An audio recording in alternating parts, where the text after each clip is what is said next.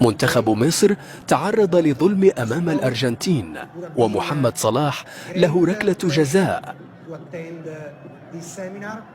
خرج رئيس لجنة الحكام السابق بيرلويجي كولينا بتصريحات أثارت جدلا واسعا حول التحكيم في مباراة مصر والأرجنتين بسبب هذه اللقطات المثيرة للجدل التي شهدتها المباراة، والتي اعتبرها الكثير من الجماهير مؤثرة في نتيجة اللقاء.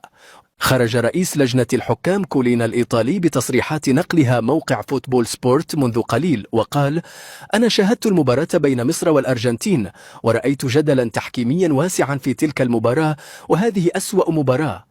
الحكم الفرنسي ظلم المنتخب المصري في تلك المباراة، فهناك جدل تحكيمي واسع، فهدف زيكو الذي تم إلغاؤه كان هدفا صحيحا 100%، لكن الحكم وحكام الفار تآمروا على المنتخب المصري طوال الشوط الثاني، وهناك تعليمات واضحة أن الأرجنتين لابد أن تفوز على مصر بأي ثمن، وشاهدنا هذا في نهاية الشوط الثاني، فمصر تقدمت وهناك فضائح تحكيمية.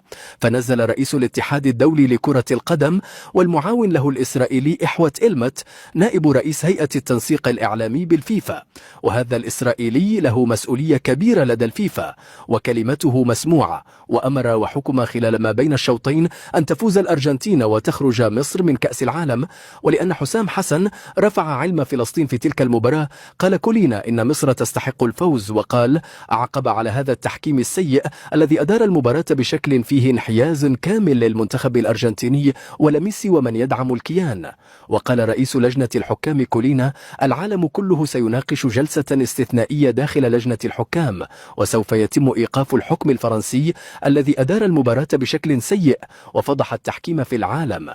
فالأرجنتين فازت أيضا بالتحكيم على الرأس الأخضر، ويريدون إقصاء مصر بأي ثمن من البطولة.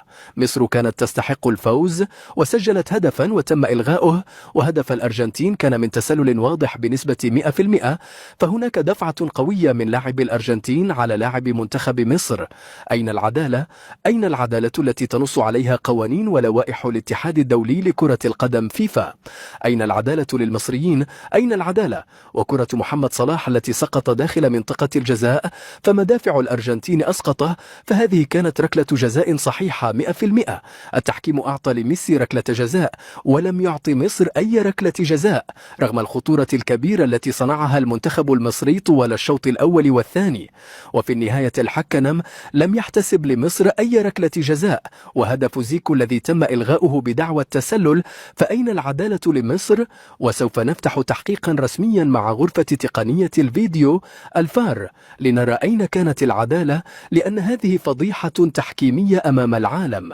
وإذا زودت الطوارئ المسؤولين سنفكر في إعادة المباراة والاعتذار للمنتخب المصري الذي قدم بطولة استثنائية. الإعلام العالمي أكد أن المنتخب المصري تعرض الظلم الكبير أمام الأرجنتين، خاصة بعد هدفيكو وميسي قلبت الطاولة على الأرجنتين، لكن التحكيم تآمر على ميسي الخصم في الدقائق الأخيرة من المباراة لتفوز الأرجنتين بالظلم التحكيمي الذي رافق المباراة. وهذا ما أثار الضجة حول العالم بأن الأرجنتين تفوز بالمجاملات. هذه كأس العالم المجاملات الكليريد، مجاملة ليونيل ميسي قبل إنهاء مسيرته، وشركات الإعلام والشركات الراعية نفس الكرة الذهبية بالضبط التي خرجت من يد محمد صلاح وذهبت إلى ليونيل ميسي، رغم أنه قدم أداء سيء مع باريس سان جيرمان وبرشلونة ولم يحصد على دوري أبطال أوروبا. لكن محمد صلاح الذي فاز بدوري أبطال أوروبا أعطوا الجائزة ليونيل ميسي. هذا ظلم، وهذا تكرار للظلم الذي تعرض له صلاح ويتعرض له منتخب مصر والمنتخبات الأفريقية في كأس العالم. أصبحت كأس العالم والجوائز الكبرى تمنح فقط للاعبين الذين لهم شعبية كبيرة في أوروبا وأمريكا الجنوبية.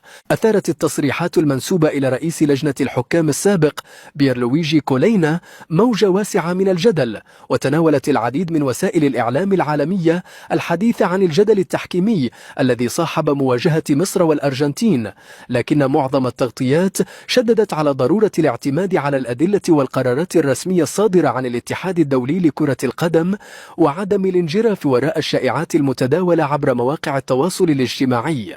وأكدت الصحافة الإيطالية أن اسم كولينا يحظى باحترام كبير في عالم التحكيم، لكنها أوضحت أن أي تصريحات تنسب إليه يجب التحقق من صحتها عبر المصادر الرسمية.